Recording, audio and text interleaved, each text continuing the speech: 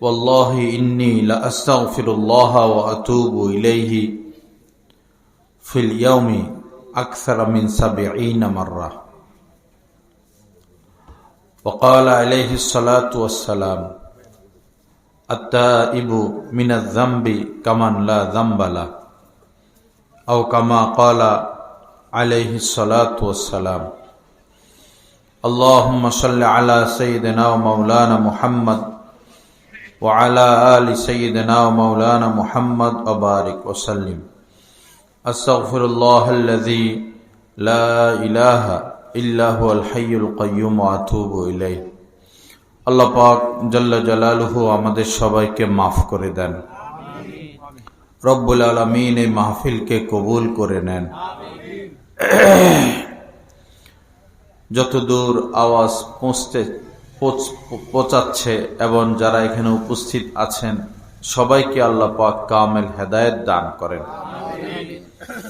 লা ইলাহা ইল্লাল্লাহ, লা ইলাহা ইল্লাল্লাহ, লা ইলাহা ইল্লাল্লাহ। হাদিস শরীফের মধ্যে এসেছে, ইযা দাখালা রমাযানু ফুতিহাত আবওয়াবুর রাহমাহ। যখনই রমজান মাস শুরু হয়ে যায়, আসমানের সমস্ত দরওয়াজা সমূহকে খুলে দেওয়া হয়। ফুতিহাত আবওয়াবুর রাহমাহ, ফুতিহাত আবওয়াবুর রাহমাহ, রহমতের সমস্ত দরজা সমূহকে খুলে দেওয়া হয়। আল্লাহ পাকের যত দয়া মায়া সব বান্দার জন্য ওপেন করে দেওয়া হয়। তো সামনেই রমজান মাস। জীবনে বহু রমজান পেয়েছি, হয়তো কাজে লাগিয়েছি, হয়তো কাজে লাগাই নাই।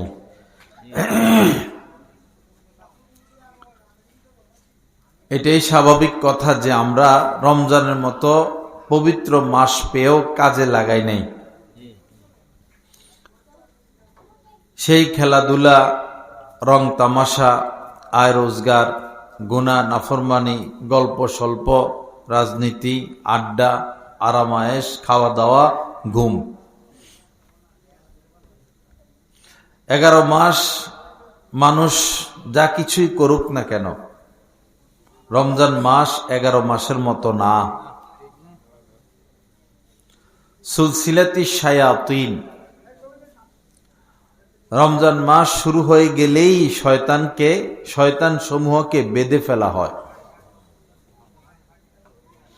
সে আর ধোঁকা দিতে পারে না।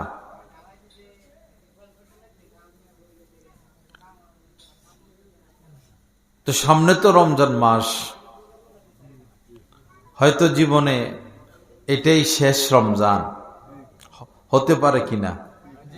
এমনও হতে পারে আল্লাহ না করেন যে আমরা রমজান পর্যন্ত পুষতে পারবো না।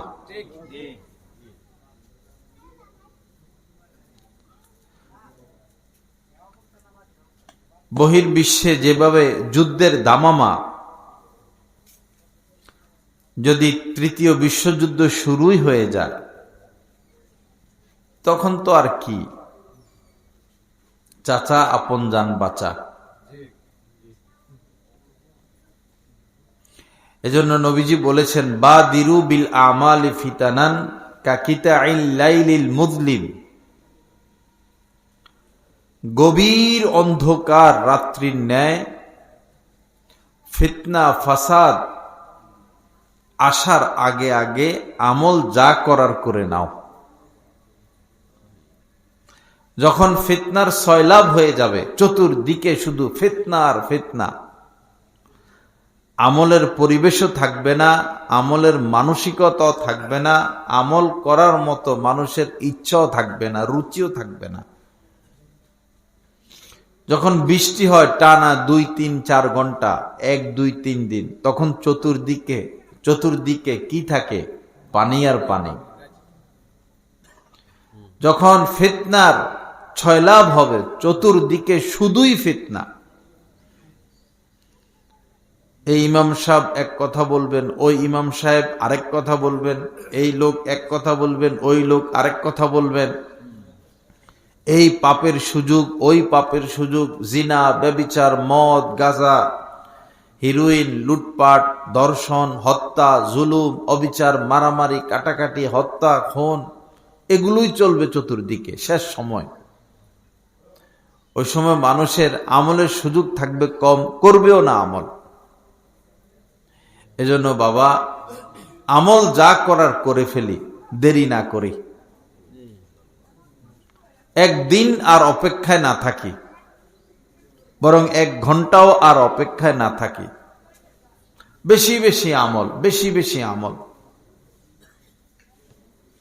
তো এই রমজানটা আমরা খুব ভালোভাবে কাজে লাগাবো, কি বলেন ইনশাআল্লাহ? কিভাবে কাজে লাগাবো? ভালোভাবে। যেমন তারাবির নামাজ, প্রত্যেক মসজিদেই যেন খতম তারাবি হয়। খতম তারাবি না পড়লে তারাবির কোনো মজা নাই, স্বাদ নাই। শুধু উঠা নামা, উঠা নামা। মোরগে খানা খায় না, মাথা শুধু নামায় আর, বা সিলাই মেশিনের সুইয়ের মতো নামে আর উঠে, নামে আর উঠে। নামাজের কোনো স্বাদ নাই, মজা নাই। আর চেষ্টা করবেন হাফেজ সাহেব 2 জন না, 4 জন 5 জন নেওয়া। কারণ বাংলাদেশ হচ্ছে হাফেজদের দেশ। আলহামদুলিল্লাহ, হাফেজ তৈরি হচ্ছে। যিনি হাফেজ হন তিনি যদি তারাবি পড়াইতে না পারেন, তার হেফজটা ঠিক থাকে না। এজন্য হাফেজগণ হচ্ছেন আমাদের দেশের সম্পদ। তাদের এই নিয়ামত যেন থাকে, ইয়াদ, কোরআন শরীফের ইয়াদ যেন থাকে। এজন্য মসজিদে মসজিদে 2 নয় 3-4 জন করে হাফেজ সাহেব নেওয়া। তাহলে অনেক হাফেজ সাহেব তারাবি পড়ানোর সুযোগ পাবেন। আল্লাহ আমাদেরকে তৌফিক দান করেন। রমজানের প্রস্তুতিমূলক একটা জায়নামাজ কিনতে পারেন, একটা মেসওয়াক, আতর, তাসবিহ, নতুন পাঞ্জাবি, পায়জামা, টুপি, পাগড়ি। পাগড়ি তো গেলই, এখন আর তো পাগড়ি নাই। অথচ আমাদের নবীজি সব সময় পাগড়ি পরতেন। তাসবিহ নাই। যেদিন থেকে হাতে মোবাইল উঠলো, সেদিন থেকে তাসবিহ বিদায় নিল। আগে মানুষের হাতে তাসবিহ থাকতো, এখন থাকে মোবাইল। ব্যাপকভাবে মানুষ মেসওয়াক ছেড়ে দিয়েছে, মেসওয়াক করে না। অথচ মেসওয়াকের এত ফজিলত,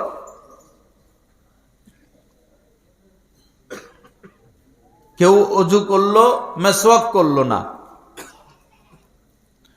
তো সে 1 রাকাত নামাজ পড়লে 1 রাকাতের সওয়াব। আর অজুর সময় মেসওয়াক করলো, আধা মিনিটই করুক মেসওয়াক, 1 মিনিটও যদি করে, আধা মিনিটও যদি মেসওয়াক করে, 3টা 4টা 5টা ঘষাও যদি দেয়, তো 1 রাকাতে 70 রাকাতের সওয়াব। দেখুন, মাত্র 30 সেকেন্ড, আধা মিনিট যদি আমরা মেসওয়াকে ব্যয় করি, তো 1 রাকাতে কত রাকাতের সওয়াব? 70 রাকাত। 70 রাকাত নামাজ পড়তে কমপক্ষে 100 মিনিট তো লাগবে, 1.5 ঘন্টা তো লাগবে, 1.5 ঘন্টা লাগবে। 1.5 ঘন্টা লাগবে যে আমলটা করতে, যদি আধা মিনিটে আমরা মেসওয়াক করি, এই 1.5 ঘন্টা করতে হবে না। 1.5 ঘন্টার আমলের সওয়াব আধা মিনিটের মধ্যে আমরা পেয়ে যাব। মেসওয়াক, বাজারে মেসওয়াক পাওয়া যায়, এলাকার মধ্যে খেজুরের ঢাল আছে, ওইটা দিয়ে মেসওয়াক বানানো যায়। বা রাস্তার পাশে এক ধরনের গাছ হয়, এই এরকম গোল গোল পাতা, নিমের ডাল। নিম গাছ তো আল্লাহর নিয়ামত, নিম গাছ আল্লাহ পাকের নেয়ামত। সব এলাকায় নিম গাছ থাকা চাই, দেশি নিম গাছ। ঘরের পাশে নিম গাছ রাখলে অনেক উপকার। নিমের ঢাল, মাঝে মধ্যে নিম পাতা সিদ্ধ করে গোসল করলে অনেক উপকার। নিম পাতাকে বেটে ব্লেন্ডার করে বড়ি বানায় খাইলে অনেক উপকার। বড়ি বানায় খাইলে অনেক উপকার, গোসল করলে অনেক উপকার। নিম গাছের নিচে গিয়ে বসে থাকলেও উপকার আছে। লা ইলাহা ইল্লাল্লাহ। তো এই নিমের ঢাল দিয়ে মেসওয়াক করা যায়। তো সবাই মেসওয়াক সংগ্রহ করবো তো ইনশাআল্লাহ। এরপরে রোজা তো রাখবো। সেহরি খেতে যখন উঠবো একটু আগে উঠবো, 10টা মিনিট 15টা মিনিট আগে উঠবো। উঠে এই ভালো করে ওযু করব, মেসওয়াক করব। কমপক্ষে ভাই 2 রাকাত নামাজ, কমপক্ষে তাহাজ্জুদ, যেটা 2 রাকাত পড়লেও তাহাজ্জুদের সওয়াব হবে। পারলে 4 রাকাত পড়বেন, পারলে 6, পারলে 8, কিন্তু কমপক্ষে 2 রাকাত। 2 রাকাত নামাজ পড়ে আল্লাহর দরবারে হাতটা উঠাইবেন। আল্লাহ, আমি তো পাপী, আমি তো গুনাহগার, আমি তো নাফরমান, পাপ ছাড়া আমার কিছু নাই। নিজের অপরাধ স্বীকার করবেন, হেদায়েতের জন্য দোয়া করবেন, জান্নাতের জন্য দোয়া করবেন, মা বাবার জন্য দোয়া করবেন, দেশের জন্য দোয়া করবেন, আলেম ওলামাদের জন্য দোয়া করবেন। 2 রাকাত নামাজ পড়তে যদি 3 মিনিট লাগে, দোয়া করবেন আরো 5 মিনিট সেহরি খাওয়ার আগে। কি বলেন ইনশাআল্লাহ? দেখবেন কি মজা, কি মজা। দেশি মুরগির রানে এত মজা নাই, পদ্মার ইলিশের মধ্যে এত মজা, আপেল কমলার মধ্যে এত মজা নাই, দোয়া মুনাজাতে যত মজা। একটা অন্যরকম মজা, অন্যরকম স্বাদ, এটা কেউ কাউকে বুঝাতে পারবে না। আমরা বঞ্চিত দোয়া মুনাজাতের স্বাদ থেকে, দোয়া মুনাজাতের মজা থেকে আমরা সবাই বঞ্চিত। মুনাজাতি করে না মানুষ, এখন দেখাই তো যায় না। নামাজের পরে ইমাম সাহেব যেটা হাত উঠান, সেটা তো বেশি লম্বা করা যায় না, কারণ 10 জনের ব্যাপার। কিন্তু আপনি সুন্নতের পর, নফলের পর হাত উঠাবেন লম্বা সময়, 2 মিনিট, 3 মিনিট, 5 মিনিট, 7 মিনিট। আল্লাহ পাকের কাছে সব কথা বলবেন। হাদিস শরীফের মধ্যে এসেছে, জুতার পিতারও যদি দরকার হয়, আল্লাহর কাছে জুতার পিতা পর্যন্ত চাওয়া। সন্তান অসুস্থ, আল্লাহর কাছে সুস্থতার জন্য দোয়া করা। অভাব অনটন, সচ্ছলতার জন্য দোয়া করা। মেয়ের বিয়ে হয় না, ছেলের বিয়ে হয় না, কর্ম হয় না, দোয়া করা। দেশের জন্য দোয়া করা, বিদেশের জন্য দোয়া করা। দোয়া আর দোয়া, আর দুআউ মুখুল ইবাদ। নবীজি বলেছেন, দোয়া হচ্ছে ইবাদতের মূল, ইবাদতের আসল মূল মগজ কি? দোয়া। হাতে তো আমরা উঠাইতে চাই না, তা আল্লাহর সাথে সম্পর্ক হবে কিভাবে? মান লাম ইয়াসআলিল্লাহা ইয়াগদাব আলাইহি। নবীজি বলেছেন, যে আল্লাহর কাছে চায় না, আল্লাহ তার প্রতি নারাজ হন, অসন্তুষ্ট হন। না চাইলে অসন্তুষ্ট হন, আর দুনিয়ার মানুষ চাইলে অসন্তুষ্ট হয়। তো সেহরির আগে দিয়া বা সময় থাকলে সেহরি খাওয়ার পরে, ইফতারের আগে, ইফতারের পরে, এই রমজানে আমরা এই হাত উঠাইয়া মুনাজাত করে করে আল্লাহ পাকের সাথে কি করব? সম্পর্ক কায়েম করব, মহব্বতের সম্পর্ক। সারা বছর 11 মাস তো তাহাজ্জুদ পড়ার সুযোগ সবার হয় না।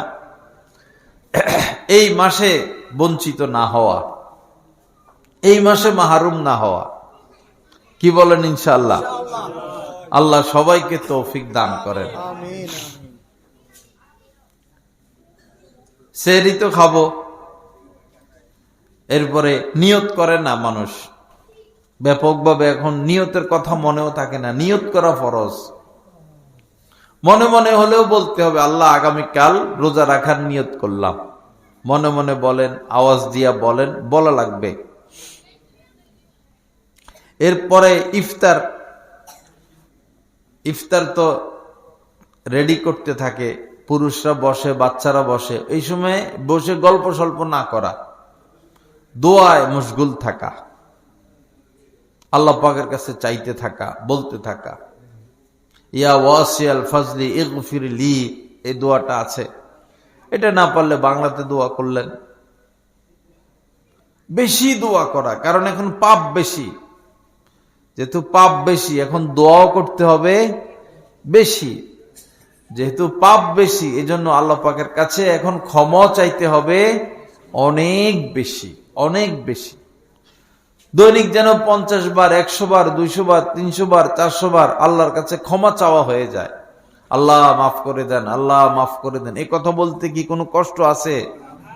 আস্তাগফিরুল্লাহ, আস্তাগফিরুল্লাহ, কষ্ট আছে তো? এই আওয়াজ পাই না তো, কাউকে বলতে শুনি না। কোথায় গেল আল্লাহকে ডাকা ডাকি গেল কই? ঘুমানোর সময় দোয়াটা পড়ি না, ঘুম থেকে উঠি দোয়াটা পড়ি না, খাই বিসমিল্লাহটা পড়ি না। আজকে আমাদের মাদ্রাসায় কয়জন তোমরা খাইতে বইছ? 7-8 জনের মতো ঝালমুড়ি খাইতেছে। ঝালমুড়ি আমাদের ছাত্র সবাই। পরে খাওয়ার শেষে গিয়া বললাম, বিসমিল্লাহ কে কে পড়ছ? একজনে শুধু পড়ছে, একজন বা 2 জন। পরে বললাম, কানে ধরো, সব কানে ধরছে, পুরা রুম ঘুরো। পরে পুরা রুম ঘুরাইছি অনেকক্ষণ। কেন? যেন শিক্ষা হয়, মনে থাকে। আমরা যে খাই বিসমিল্লাহ পড়ি না তো বেশিরভাগ মুসলমান। এই ভাত আল্লাহর দান, এই মাছ আল্লাহর দান, এই ডাল আল্লাহর দান, এই গোশত আল্লাহর দান, এই হলুদ, মরিচ, লং, এলাচ, তেজপাতা, পানি, এই স্বাদ সব কার দান? আল্লাহর দান। অথচ সে আল্লাহর নামটা আমরা নেই না। কি কত বড় অকৃতজ্ঞতা, কত বড় অকৃতজ্ঞতা! কেমনে সম্ভব একজন মুসলমানের দ্বারা খাওয়ার শুরুতে বিসমিল্লাহ বলে না, খাওয়ার পরে আলহামদুলিল্লাহ বলে না, খাইয়া উঠে যায়। ভাই কাঠটা খাইলাম আর খাইয়া যে শেষ করলাম, কাজ কি এখানে শেষ? এখন যে হজমের পর্ব শুরু, এই হজমের সিস্টেম কে রাখছেন? আল্লাহ রাখছেন। যদি প্রস্রাবের রাস্তায় সব পায়খানা চলে আসে আর পায়খানার রাস্তায় প্রস্রাব চলে যায়, তো প্রস্রাবের রাস্তা দিয়ে পায়খানা কেমনে বাইর হবে? আর পায়খানার রাস্তা দিয়ে যদি প্রস্রাব চলে যায় তো সব বাইর হয়ে যাবে। এটা কার কুদরত? আল্লাহর। এই খাদ্যের উপকার যেগুলো, রক্তটা রক্ত হয়, গোশতটা গোশত হয়, চর্বিটা চর্বি হয়, আর বাড়তিটা আল্লাহ পাক বের করার সিস্টেম করছেন। এই সব সিস্টেম কে করেন? আল্লাহ করেন। কিন্তু সে আল্লাহর কথা আমাদের মনে থাকে না। অনেক মাখলুক আছে পেটের ভিতরে, সৈনিক, এদেরকে কখনো আমরা দেখবো না, এরাও আমাদেরকে কখনো। গরু জবাই করলে দেখেন না, ওই যে নাড়ি বুড়ির ভিতরে, পেটের ভিতরে অনেক পোকা আছে না? আমাদের পেটে নাই? আছে। উপকারী পোকা। এরা আল্লাহর গোলাম, আল্লাহর হুকুমে এরা আমাদের পেটের জন্য উপকারী কাজগুলো করতে থাকে। ওদের বেতন দেয় কে? আল্লাহ। ওরা কার হুকুমে কাজ করে? আল্লাহর হুকুমে। কিভাবে আল্লাহর নাম আমরা ভুলে যাই? আল্লাহ আমাদেরকে তৌফিক দান করেন। এজন্য খাইতে বসলে ঘরে জোরে বিসমিল্লাহ বলবেন, যেন সবাই শুনে। বিসমিল্লাহ, বাস বিসমিল্লাহ বলে খাওয়া শুরু করবেন। আর বাচ্চা কাচ্চা যদি থাকে, স্ত্রী সন্তান, তাদেরকে বলবেন বিসমিল্লাহ পড়ো, বিসমিল্লাহ পড়ে খাবার শুরু করো। বিসমিল্লাহ পড়ে যদি না পড়ে কেউ খাবার শুরু করে, তো তার সাথে শয়তান শরীক হয়ে যায়, তখন ওই খাবারের মধ্যে কোনো বরকত নাই, বরকত নাই। আল্লাহ আমাদের সবার প্রতি মেহেরবানি করেন। তো রমজানের প্রস্তুতি নিয়ে কথা হচ্ছে। দিনের বেলা তো আমরা রোজা রাখবো। 3 জিনিসের নাম রোজা: নিয়ত করা, খাবার পানীয় থেকে দূরে থাকা, স্ত্রীর কাছ থেকে দূরে থাকা। এটা রোজার মূল। বাকি চোখেরও রোজা আছে, চোখেরও রোজা আছে, কানেরও রোজা আছে, অন্তরেরও রোজা আছে, আবার জবানেরও রোজা আছে। চোখের রোজা কি? চোখের রোজা হলো এই মহিলা মানুষকে দেখা যাবে না, মহিলা মানুষটা পর পুরুষকে দেখতে পারবে না। মহিলা বলতে ভিন নারী, পর নারী, বেগানা নারী। টেলিভিশনে ভিন নারী দেখা যাবে না, পত্র পত্রিকায় ভিন নারী দেখা যাবে না। এটা চোখের রোজা। কানের রোজা: গীবত শোনা যাবে না, গান শোনা যাবে না, গালিগালাজ মন্দ কথা শোনা যাবে না। যেখানে গালিগালাজ, মন্দ আলোচনা, ঝগড়া ফাসাদ, সেখানে যাওয়া যাবে না। জবানের রোজা হলো মিথ্যা বলা যাবে না, গালি দেওয়া যাবে না, গীবত করা যাবে না, গান গাওয়া যাবে না, মন্দ কথা বলা যাবে না, কষ্টদায়ক কথা বলা যাবে না। অন্তরের রোজা কি? খারাপ চিন্তা করা যাবে না। খারাপ চিন্তা করা, পাপের চিন্তা, খারাপ চিন্তা, কুচিন্তা। এবং অন্তরের যে রোগ, রুহের কলবের যে রোগ, এই রোগগুলো থেকে বিরত থাকা। আল্লাহ আমাদেরকে তৌফিক দান করেন। আমরা রোজা রাখি, পাপের কামও করি, তাহলে কি হইল? অ্যালার্জির ওষুধও খায়, আবার চিংড়ি মাছ, ইলিশ মাছ, বেগুনও খায়। সমান সমান হয়ে গেল না?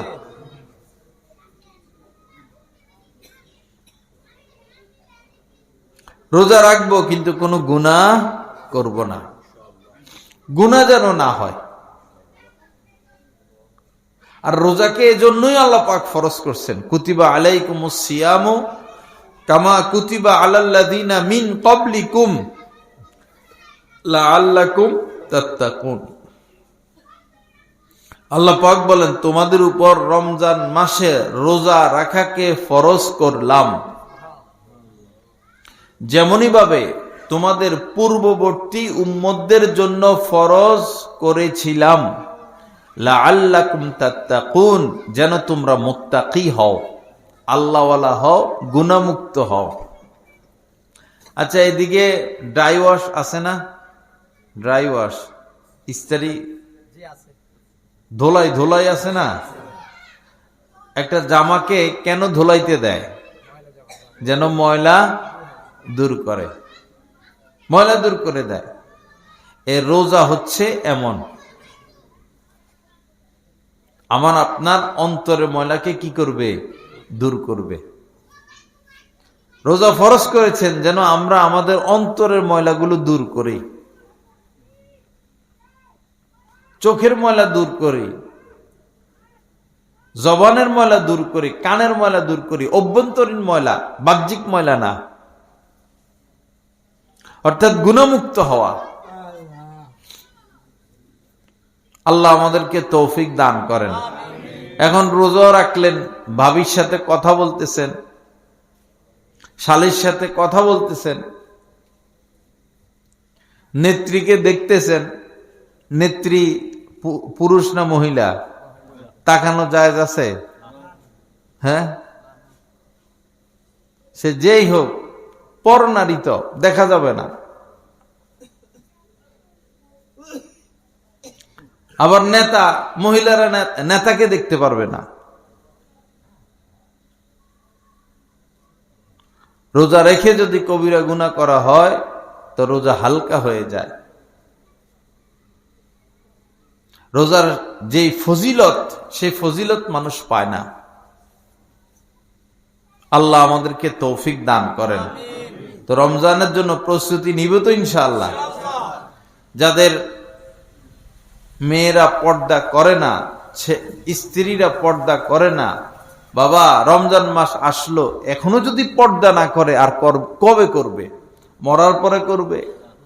মরার পরে 5 কাপড় দেয় মহিলাদেরকে, এখন 5 কাপড় দিয়ে আর কি হবে? আজীবন তো সে নিজের দেখায় দেখাই হাসছে। এখন এই 5 কাপড় তাকে জাহান্নাম থেকে বাঁচাইতে পারবে না। পুরুষের 3 কাপড়, মহিলাদের 5 কাপড়। এখন পর্দা করতে হবে। আমাদের অধীন আমাদের স্ত্রীগণ। আর রিজালু কাওয়ামুনা আলান নিসা। পুরুষরা মহিলাদের কর্তা, নারীরা পুরুষদের অধীন। আপনি যদি অনুরোধ করেন আপনার স্ত্রীকে, আপনার কি একটা কথা রাখবে না সে? আপনি যদি অনুরোধ করেন, বিবি তোমারে অনুরোধ করি, কখন আমি চলে যাই, কখন তুমি চলে যাও, রমজান মাস আসছে, আল্লাহ রস্তে তুমি পর্দা করো, তুমি আর পরপুরুষের সামনে যাইও না, আল্লাহকে ভয় করো। মরার পরে 5 কাপড় দিবে, ওই 5 কাপড়ে তোমারে আগুন থেকে বাঁচাইতে পারবে না যদি এখন পর্দা না করো। আপনার কথা কি সে রাখবে না? কি বলেন? তো আমাদের বলতে অসুবিধা কি? মেয়ে আছে আমাদের। বর্তমানে যে পরিস্থিতি,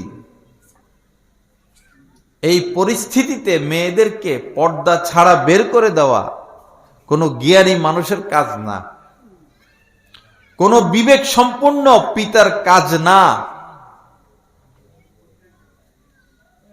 যে পিতা সতর্ক পিতা, যে মা সতর্ক মা, অবশ্যই তাদের মেয়েদেরকে পর্দা রাখতে হবে। কোনো পরিবেশ নাই এখন মেয়েদের ইজ্জত আবরু রক্ষা করার জন্য। পর্দার কোনো বিকল্প নাই। একটা মেয়ে যখন বাইর হয়, যে জামা গায়ে দেয়, যে পাতলা ওড়না,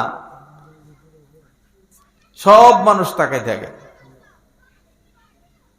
ঘুরে ঘাড়ে রাস্তায়, পুকুর পাড়ে, এদিক সেদিক ছেলেরা তাকায় থাকে, তারা ছেলেদের দিকে তাকায় থাকে। পছন্দ হয়, কথা হয়, আলাপ সালাপ হয়, পরে পাপের কর্ম হয়, পরে পলাইয়া যায়, অবৈধ সন্তান হয়। সত্য না মিথ্যা? সুযোগটা তো আব্বা আম্মায় দিল, সুযোগটা তো পিতা মাতায় দিল, কেন আপনি সুযোগটা দিলেন? পরে অঘটন ঘটালে তো কান্নাকাটি করেন, হায় আফসোস করেন।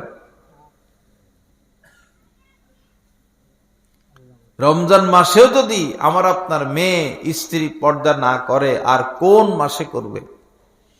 এত পবিত্রতম মাস। আল্লাহ আমাদের সবাইকে তৌফিক দান করেন। এরপরে কিছু কিছু এলাকায় দেখা যায় মহিলারা মসজিদে চলে আসে তারাবি পড়তে।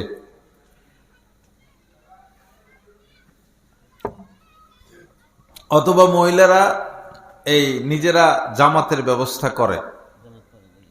এটা ঠিক না। মহিলাদের জামাতে শরীক হওয়া মাকরুহ। মহিলাদের জামাতে শরীক হওয়া কি? মাকরুহ, নিষেধ। তাদের একা একা নামাজ পড়বে, এটার সওয়াব বেশি। একা একা নামাজ পড়লে তাদের কি বেশি? অনেক বেশি সওয়াব।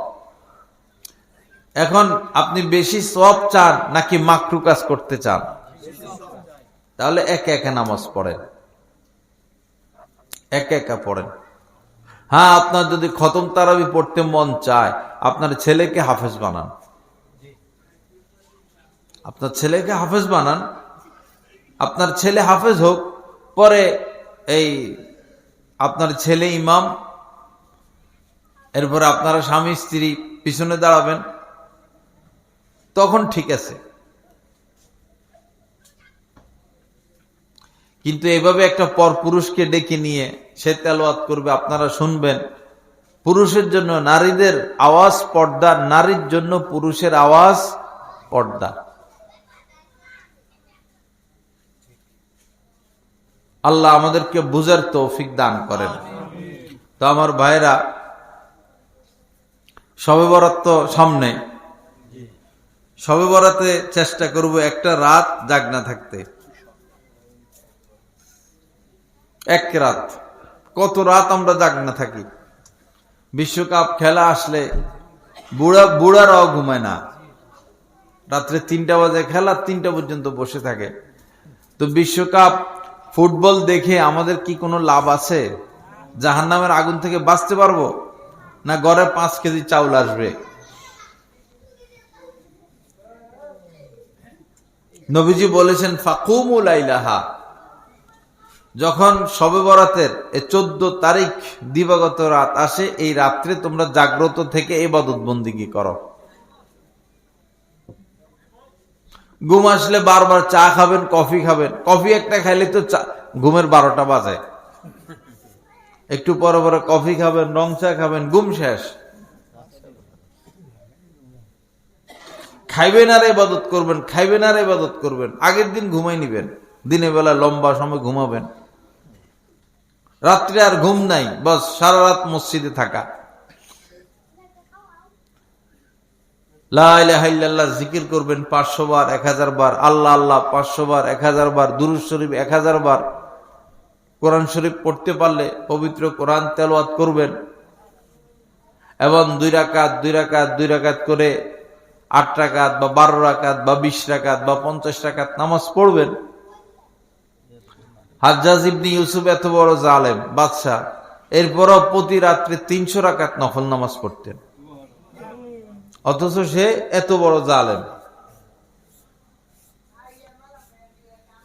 300 রাকাত নফল নামাজ পড়তেন তিনি।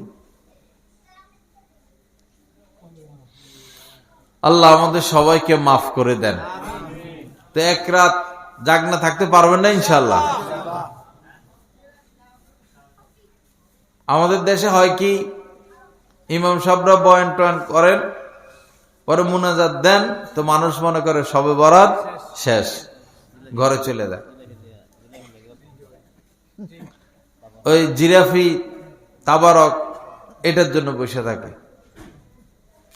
আর কিছু কিছু এলাকায় হালুয়া বানায়, রুটি বানায়, আতশবাজি করে, বোমা ফুটায়।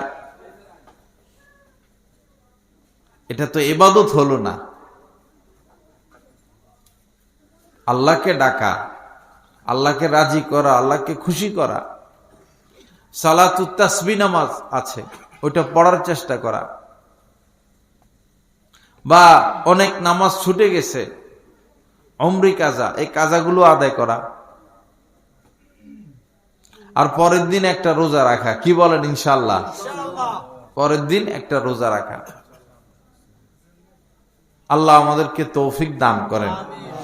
আমার ভাইরা,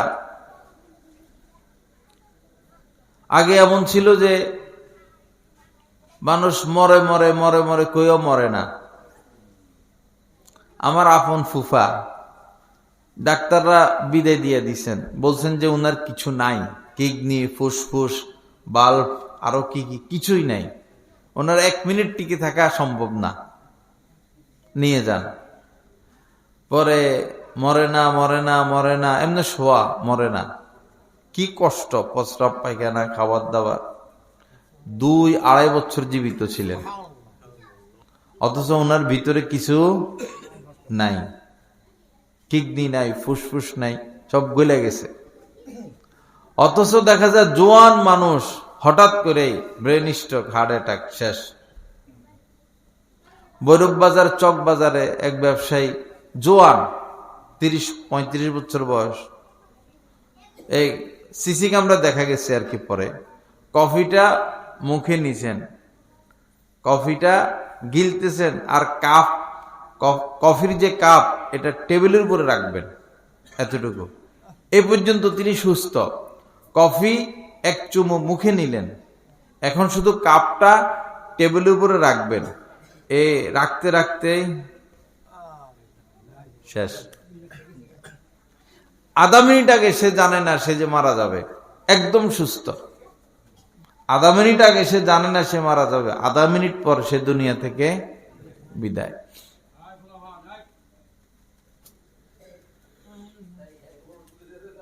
ফাইযা জাআ আজালুহুম, যখন নির্ধারিত সময় কাহারও মৃত্যু চলে আসবে, লা ইস্তাখিরুনা সাআতাম ওয়া লা ইস্তাকদিমুন, এক মুহূর্ত আকপিস হবে না, এক মুহূর্ত আকপিস হবে না। যথা সময় মালাকুল মউত আসবেই আসবে। আপনি যদি রাজা বাদশাহ হন, আপনাকে 10টা সেকেন্ড সময় দেওয়া হবে না। আল্লাহকে ভয় করি ভাই, আল্লাহকে ভয় করি। যেতে হবে আল্লাহর কাছে, কেউ ধরে রাখতে পারবে না আপনাকে। বিদেশের এক কাফের মহিলা, সে আত্মহত্যা করবে, তার অনেক কঠিন রোগ, সুস্থ হয় না, ব্যথা, তো কত আর কষ্ট করবে। পরে সে আত্মহত্যার সিদ্ধান্ত নিল। পরে সে আত্মীয় স্বজনকে বলছে ইঞ্জেকশন দিলে পরে সে মারা যাবে, যে ইঞ্জেকশন যখন দেওয়া হবে সবাই আমাকে ধরে রাখবা। সে ধরে রাখছে, তারে ধরে রাখছে। তো এই ধরে রাখার দ্বারা কি সে জাহান্নামের আগুন থেকে রক্ষা পাবে? এটা একটা আবেগ আর কি। আমার এক আত্মীয় মারা যায় আবার যায় না, কিডনি সমস্যা, জোয়ান মানুষ, পরে মারাই গেছেন। তো যখনই ব্যথা উঠতো, এই রে আমারে ধর, আমারে ধর, মেয়ে আয়সা ধরে, ছেলে আয়সা ধরে, স্ত্রী আয়সা ধরে, কয়েকবার এমন হয়েছে। তো যখন মারা যাওয়ার সময় তো মারা গেলই, তো ধরে রাখার দ্বারা কি তাকে রক্ষা করা গেছে? এই ধরে রাখার দ্বারা কি সে নাজাত পাবে? ভাই তুমি কালেমা পড়ো, আল্লাহর কাছে মাফ চাও, স্ত্রী সন্তানকে নসিহত করো, এগুলো নাই। আল্লাহ আমাদেরকে মাফ করে দেন। যারা দাড়ি রাখতে পারেন নাই, বাবা এই রমজান মাসে আল্লাহর হস্তে এই কবিরা গুনাহটা করবেন না। শবে বরাত থেকে দাড়িগুলো রাখে দেন, শবে বরাত থেকে রমজান পর্যন্ত রাখেন।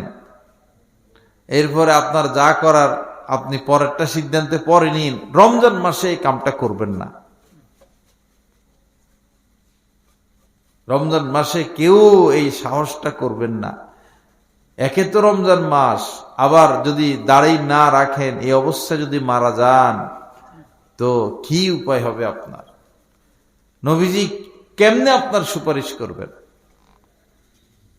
রমজানে কোন ধরনের গুনাহ যেন না হয়। যারা জুয়া খেলেন, আল্লাহর হস্তে জুয়া বাদ দিয়া দেন। জুয়া খেলে কেউ সফল হয় নাই, কেউ সফল হবেও না। মোবাইলের জুয়া মারাত্মক, খেলার জুয়া, জুয়া ছাড়া এখন চতুর্দিকে কিছু দেখা যায় না। খেলে হেরা, লাখ টাকা পায় তারা, আমরা বসে বসে এই বাজি লাগায় যে এই বলটা যদি রান পায় তাহলে তুই আমারে 5,000 টাকা দিবে, রান না পাইলে আমি তোরে 5,000 দিব। এরকম জুয়া ধরে কিনা? ছাগল ছাগল, কি লাভ এগুলো করে? যারা জুয়া খেলে এরা এক পর্যায়ে এদের গর্বিটাও থাকে না, স্ত্রীও বিক্রি করে দেয়। গরিব দেশগুলোতে, গরিব এলাকা বা ভারতে এগুলো হয়, মেয়েকে বিক্রি করে দেয়, স্ত্রীকে বিক্রি করে দেয়, জুয়ার টাকা, মদের টাকা সংগ্রহ করতে গিয়া।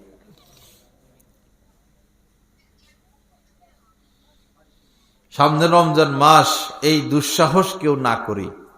ইন্নাল্লাহা হাররামাল খামরা ওয়াল মাইসিরা, আল্লাহ পাক মাদক বলতে যা, নেশা বলতে যা, সব হারাম করেছেন এবং জুয়াকে হারাম করেছেন।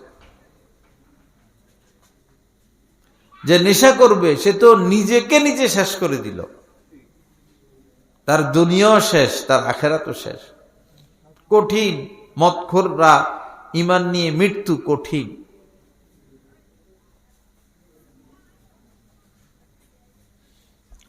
আমি যে এলাকায় থাকি ওইখানে এক লোক, ডাক্তাররা নেশা করে আর কি, পরে অসুস্থ, পরে ডাক্তাররা বলল যে সর্বোচ্চ আপনি 1 মাস থেকে 3 মাস, এরপরে আর সম্ভাবনা নাই। পরে এই লোক আমার সাথে মাহফিলেও গেছিল, যখন ডাক্তাররা টাইম দিয়ে দিছে, নামাজ পড়তো দেখতাম, কিন্তু হেঁটে ছাড়ে নাই, খাওয়া ছাড়ে নাই। 1 থেকে 3 মাস সময় দিছেন, খাওয়া ছাড়ে নাই। পরে বেচারা 6 মাস পর্যন্ত হায়াত পাইছে, আরো 3 মাসের পরে আরো 3 মাস পাইছে, কিন্তু মাদক সেবা অবস্থায় দুনিয়া থেকে বিদায় নিল। এখন আল্লাহ যদি তারে বলে যে তোরে ডাক্তাররা বলল 3 মাসের বেশি তোর হায়াত নাই, তোরে আমি আরো 3 মাস দিলাম, তাও তুই তওবা করলি না, পাপটা ছাড়ে আসতে পারলি না, এরপরে যদি তাকে শাস্তি দেয়, তার বলার কোনো কিছু আছে?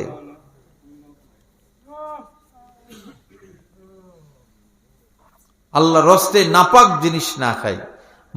মদ যদি গায়ে লাগে, জামা লাগে, এই জামা পরে নামাজ হবে না, নাপাক, দুর্গন্ধ, নাপাক এই জিনিস আমরা খাই। একজন মুসলমান কিভাবে নেশা করতে পারে?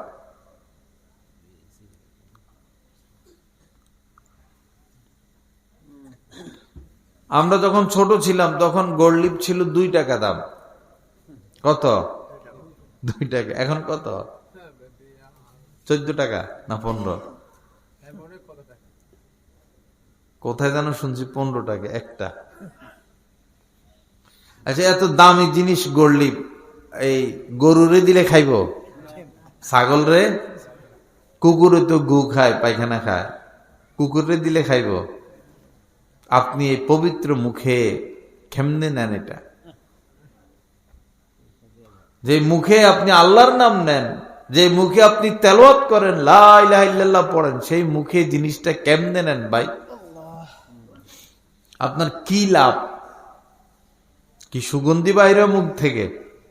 স্বাস্থ্য ভালো হয়, শরীরে শক্তি হয়, ইজ্জত সম্মান বাড়ে, টাকা পয়সা বাড়ে, আল্লাহ সন্তুষ্টি বাড়ে, তো কি আসে বিড়ি সিগারেট খাইলে?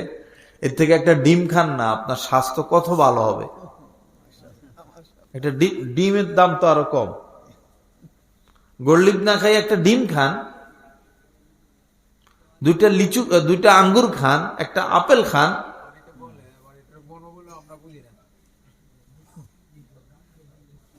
আমার এক আত্মীয় মাঝে মধ্যে বেড়াইতে আসতো, গাঁজা খাইতো, আমাদের সমবয়সী। পরে আমারও বলতো, মামা সুখটা পাইলা না, সুখটা পাইলা না। আমার বলতো, একটা টান দাও না মামা। আমি কই, না, আমি এক টানও দিব না। তখন সুখটা বুঝলা না, সুখটা বুঝলা না। পরে শুকাইতে শুকাইতে শুকাইতে শুকাইতে মানে গালের চাপা একটা আরেকটা ভিতরে ঢুকে গেছে, শরীরে চামড়া ছাড়া আর কিছু নাই। আমরা বলে সুখ পাই নাই।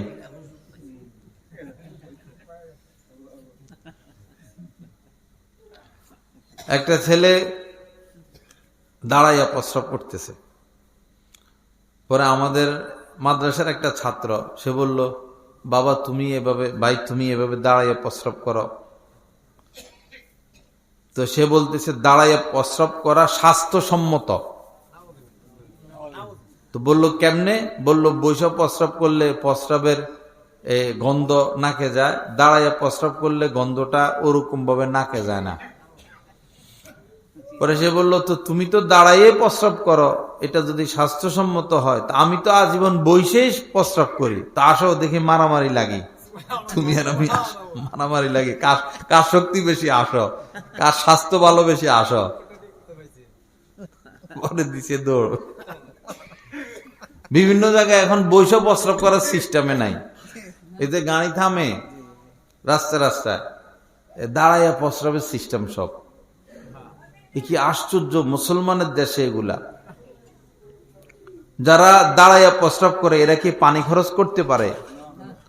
তো ওই প্রস্রাবের কিছু ফোঁটা লজ্জাস্থানের মাথায় থেকে যায় না? এটা তো নাপাক এবং জীবাণু ভরা। প্রস্রাব তো নাপাক এবং জীবাণু।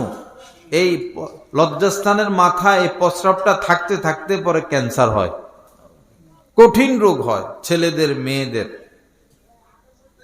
আর যারা দাঁড়ায় প্রস্রাব করে কিছু ফোটা ফোটা প্যান্টে লাগে কিনা, এই খবিসেরা প্যান্ট এটা 1 সপ্তাহ 15 দিন পরে। এত মোটা জিন্সের প্যান্ট এগুলো, বাতাস টাতাস তো পায়ে লাগে না, বাতাস ঢুকে না, ঘামে পয়সা গইলা গন্ধে কি রুচি। ভাই পাতলা পায়জামা পরো, বাতাস ঢুকবে। আগের জামানায় যারা মহিষ পালতো, গরু পালতো, ভেড়া পালতো মরুভূমিতে, সে সকাল থেকে সন্ধ্যা পর্যন্ত রাখালগিরি করা লাগতো। তো মালিকেরা রাখালেরা যেন বসতে না পারে, রাখালেরা যেন বসতে না পারে এজন্য টাইট পোশাক পরাই দিত, যেন আর বসতে না পারে, সারাদিন রাখালি করতে পারে। সেই ওই 100, 200, 300, 400, 500 বছরের আগের সে টাইট পোশাক এখন আসছে, জিন্স প্যান্ট। বসতে পারে না, এগুলো পরা দাঁড়ায় প্রস্রাব করে। আল্লাহ হেফাজত করেন। আমার আব্বা আমাদের দেশে একটা বাথরুম বানাইয়া দিছেন, সবাই ব্যবহার করবে। পরে বাথরুমের ভিতর থেকে 1 সপ্তাহ পর পর এতগুলো বিড়ি সিগারেটের বাইর করা লাগে, ওই পিছনেরটা আর কি, জাম খাইয়া যায়। হে জায়গায় বসে খাম। পরে কাউকে কাউকে জিজ্ঞাসা করা হয়েছে যে ভাই এই সময় কাম করো, প্রস্রাব পায়খানার সময় তো নাকের মধ্যে কাপড় দিয়ে বসা লাগে, টিস্যু দিয়ে বসা লাগে, তো তোমরা এই সময় এইভাবে বিড়ি খাও বাথরুমে বসে বসে? তো এই খবিসেরা উত্তর দিছে, কয় মজা ডবল পাওয়া যায়। মজাটা কি পাওয়া যায়? ডবল পাওয়া যায় বাথরুমে বসে বিড়ি খাইলে। কি রুচি আমাদের। রমজান তো আসতেছে, সামনে শবে বরাত। রমজান উপলক্ষে ধূমপান ছাড়তে রাজি আছেনি সবাই? কি বলেন ইনশাল্লাহ? ছাড়লে লাভ না লস? লাভ। আমি মরণ পর্যন্ত 1000 বছর হায়াত পাইল আপনাদের সামনে নিয়ত করতেছি, মসজিদের সামনে কোনোদিন একটা টানও দিব না। আপনারা কে কি নিয়ত করতে পারেন দেখি ইনশাল্লাহ? হাত উঠার আল্লাহর নাম নিয়ে, আল্লাহ বরকত দিব। মাশাআল্লাহ, মাশাআল্লাহ। আল্লাহ সবাইকে কবুল করেন। দেখবেন ভাই আপনার অনেক সুস্থ থাকবেন, অনেক সুস্থ থাকবেন, অনেক টাকা আপনার বেঁচে যাবে, অনেক টাকা।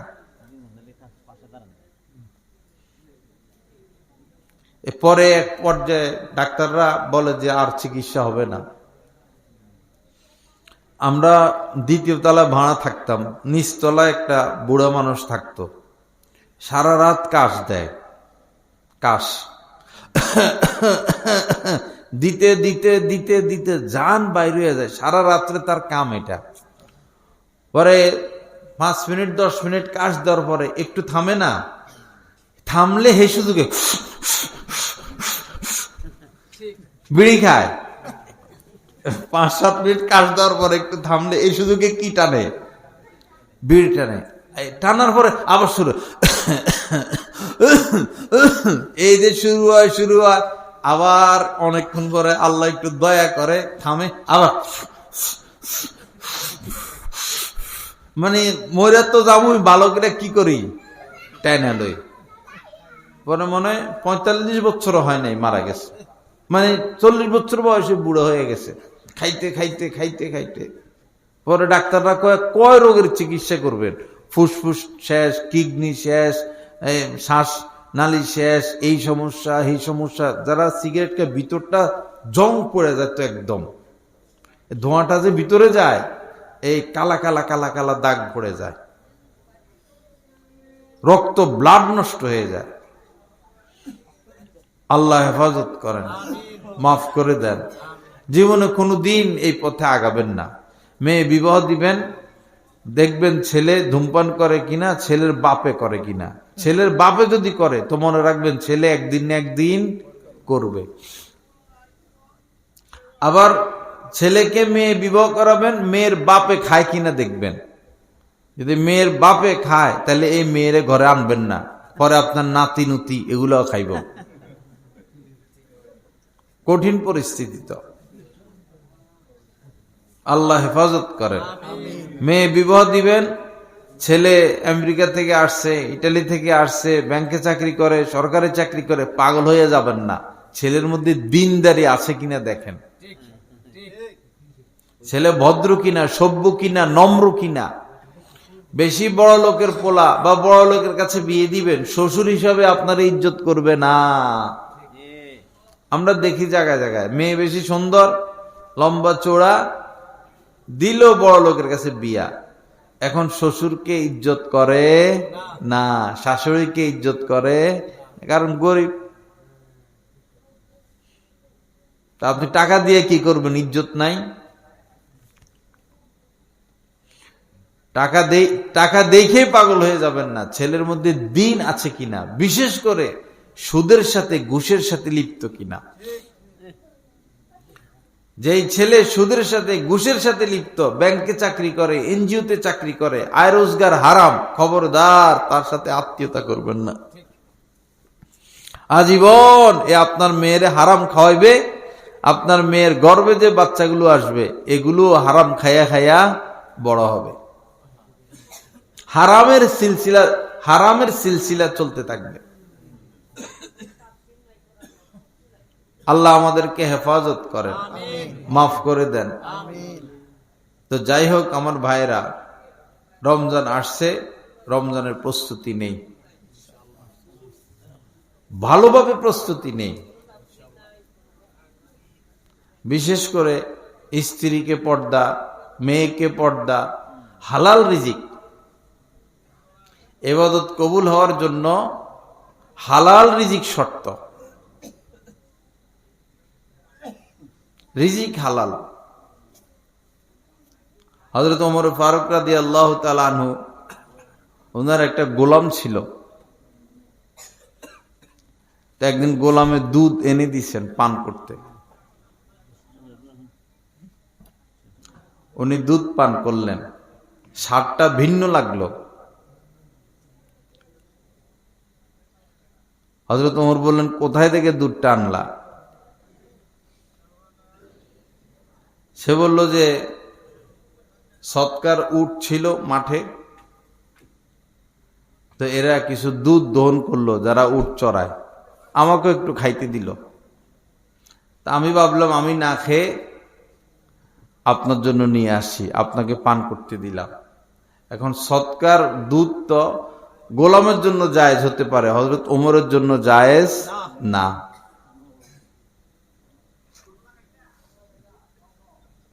এখন তো একটু খেয়ে ফেলছেন, তখন গলার ভিতরে হাত ঢুকাইয়া হযরত ওমর বমি করে সব বের করে দিলেন। কি ইতিহাস গড়লেন! আর আমরা হারাম খাইতেছি, হারাম খাচ্ছি, হারাম খাচ্ছি, হারাম খাচ্ছি। কি জবাব দিব আল্লাহ পাকের কাছে? আল্লাহ পাক আমাদেরকে হালাল খাওয়ার তৌফিক দান করেন। আল্লাহ আমাদেরকে হালাল রিজিক দান করেন। হালাল খানেওয়ালাদের সাথে লেনদেন, উঠা বসা, আত্মীয়তা, সুসম্পর্ক নসিব করেন। আমার ভাইয়েরা, সময় খুব কম, খুব কম, খুব কম। আইনামা তাকুনু ইউদ্রিককুমুল মাউত। আল্লাহ পাক বলেন, যেখানেই থাকো না কেন মৃত্যু তোমাদেরকে ঘায়েল করবেই করবে, ধরে ফেলবে মৃত্যু আমাদেরকে। আল্লাহকে এজন্য ভয় করি। কার কখন মৃত্যু চলে আসে কেউই বলতে পারবে না। দাদা সুস্থ, নাতি মরে যায়। বাবাকে রেখে ছেলে চলে যায়।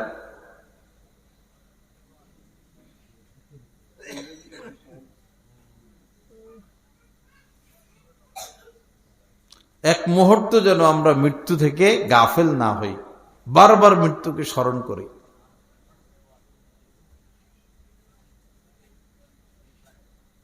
হযরত ওমর ফারুক রাদিয়াল্লাহু তাআলা আনহুর ব্যাপারে বর্ণিত, উনি কর্মচারী রাখছেন একজন, যে আমাকে একটু পরে পরে মৃত্যুর কথা স্মরণ করাইয়া দিবা। ব্যস্ত মানুষ, রাষ্ট্র পরিচালনা করেন, এই কর্মচারী একটু পরে পরে মৃত্যুর কথা স্মরণ করাইয়া দেয়। পরে হযরত ওমরের একটু দাড়ি পাকলো, চুল পাকলো, সাদা হইল। পরে ওই ছেলেকে বললেন যে বাবা, তোমাকে আর দায়িত্ব পালন করতে হবে না। তো বললো কেন? যে এই যে আমার দাড়ি সাদা হলো, চুল সাদা হলো, এটাই আমাকে বারবার স্মরণ করায় দিবে তোমার সময় আর নাই। আল্লাহ আমাদের সবাইকে মাফ করে দেন, সহি বুঝ দান করেন। আজকে থেকে ইনশাল্লাহ 5 ওয়াক্ত নামাজ, কি বলেন? ইনশাল্লাহ 5 ওয়াক্ত নামাজ, দেখবেন কি শান্তি, কি আরাম। বারবার মসজিদে আসলে, মসজিদে এসে একটু সময় বেশি দিলে, একটু আগে আসবেন, বের হবেন একটু পরে, একটু আগে আসবো, বের হব একটু পরে। মসজিদে বসে থাকলেও লাভ, এমনি বসে থাকবেন লাভ।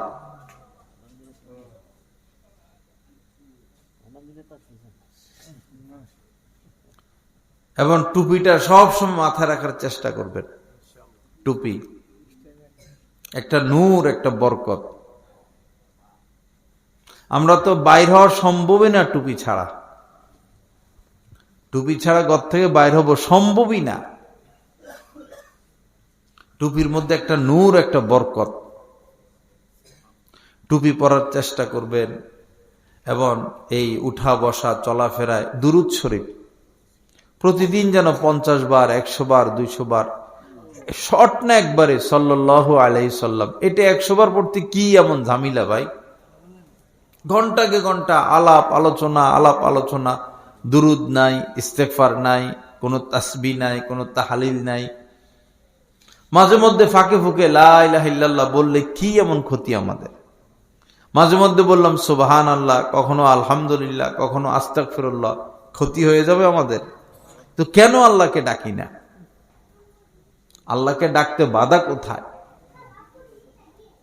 মাসালুল্লাযী ইয়াযকুরু রাব্বাহু ওয়াল্লাযী লা ইয়াযকুরু মাসালুল হাইয়্যি ওয়াল মাইয়িত।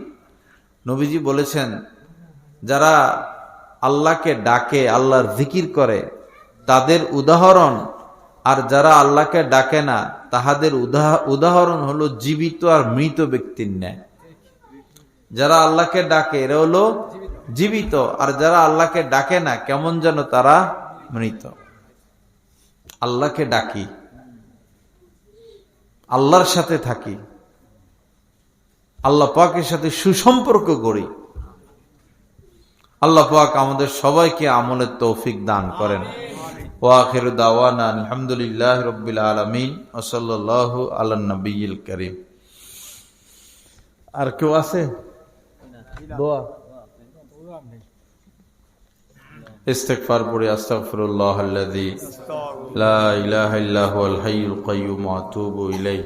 দুরূদ শরীফ পড়ি। আল্লাহুম্মা সাল্লি আলা সাইয়্যিদিনা ওয়া মাওলানা মুহাম্মদ ওয়া আলা আলি সাইয়্যিদিনা ওয়া মাওলানা মুহাম্মদ ওয়া বারিক ওয়া সাল্লিম। আলহামদুলিল্লাহি রাব্বিল আলামিন, আসসালাতু ওয়াসসালামু আলা সাইয়্যিদিল মুরসালিন ওয়া আলা আলিহি ওয়া আসহাবিহি আজমাইন। রব্বানা যালামনা আনফুসানা ওয়া ইল্লাম তাগফির লানা ওয়া তারহামনা লানাকুনান্না মিনাল খাসিরিন। রব্বিগফির ওয়ারহাম ওয়া আনতা খায়রুর রাহিমিন। রব্বিগফির ওয়ারহাম ওয়া আনতা খায়রুর রাহিমিন। আল্লাহুম্মা ইন্না নাসআলুকা রিযাকা ওয়াল জান্নাহ ওয়া নাউযু বিকা মিন সাখাতিকা ওয়ান নার।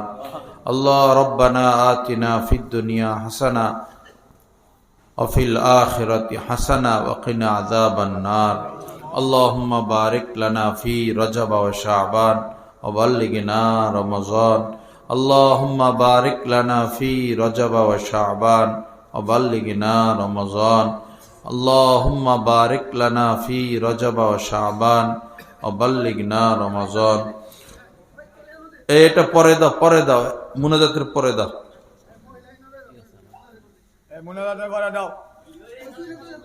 এই হাঙ্গামা করলে পরে মানুষের মন সেদিকে চলে যায় এখন এটা বাইর করার কি দরকার ছিল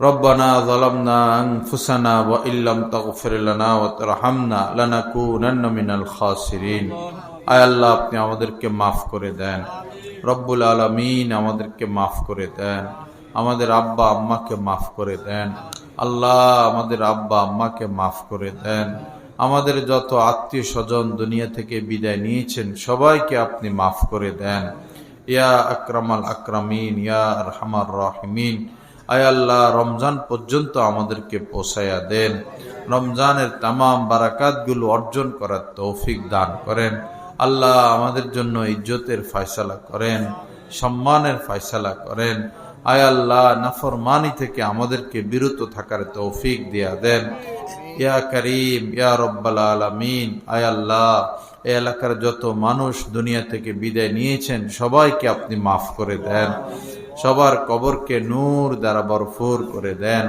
যারা জীবিত আছেন সবাইকে সুদ থেকে ঘুষ থেকে হারাম থেকে বেঁচে থাকার তৌফিক দান করেন যত দূর মাইকের আওয়াজ পৌঁছালো আল্লাহ সবাইকে আপনি হেদায়েত দিয়া দেন সবাইকে নুরানি এক জিন্দেগি নসিব করে দেন আয় আল্লাহ যত মানুষ বিদেশে কর্মরত রয়েছে সবাইকে আপনি নিরাপদে রাখেন আল্লাহ হেফাজতে রাখেন আল্লাহ সবাইকে হালাল আয় রোজগারের ফয়সালা করে দেন এবং নিরাপদে নিজেদের দেশে ফিরে আসার তৌফিক দান করিয়েন রব্বুল আলামিন আজকের মাহফিলকে আপনি কবুল করেন যারা যেভাবে সহযোগিতা করেছেন তাদেরকে উত্তম থেকে উত্তম বদলা দান করেন এই মাহফিলের নূর বরকত তারা পুরা এলাকার মধ্যে আপনি ছড়িয়ে দেন ঘরে ঘরে আপনি হেদায়েত দিয়া দেন আমাদের মা বোনদেরকে পর্দা করার তৌফিক দিয়া দেন আয় আল্লাহ ইয়া করিম ইয়া রব্বাল আলামিন আমাদের বাচ্চাদেরকে দ্বীন শিখানোর তৌফিক দিয়া দেন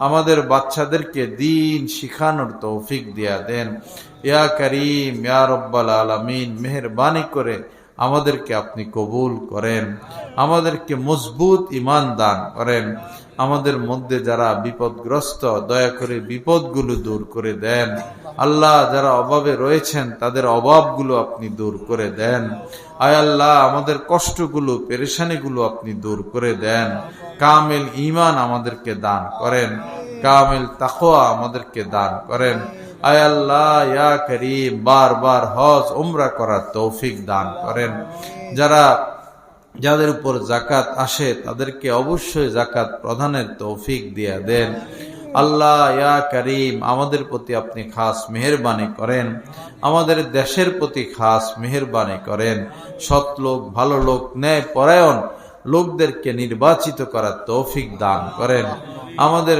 সরকারি কর্মকর্তা কর্মচারী সবাইকে আপনি কামেল হেদায়েত দিয়া দেন সবার অন্তরে দেশ প্রেম আপনি দান করেন আমাদেরকেও ভালো মানুষদেরকে সৎ মানুষদেরকে যোগ্য মানুষদেরকে ভোট দেওয়া নির্বাচিত করার তৌফিক দিয়া দেন রব্বুল আলামিন ইয়া করিম ইয়া রব্বাল আলামিন এই মাহফিলকে আপনি কবুল করেন আয়োজকদেরকে আপনি উত্তম থেকে উত্তম বদলা দান করেন সুবহান রাব্বিকা রাব্বিল ইজ্জাতি আম্মা ইয়াসিফুন ওয়া সালামুন আলাল মুরসালিন আলহামদুলিল্লাহি রাব্বিল আলামিন আমিন বিরহমাতিকা ইয়া আরহামার রাহিমিন আসসালামু আলাইকুম আল্লাহ তাবারক দেও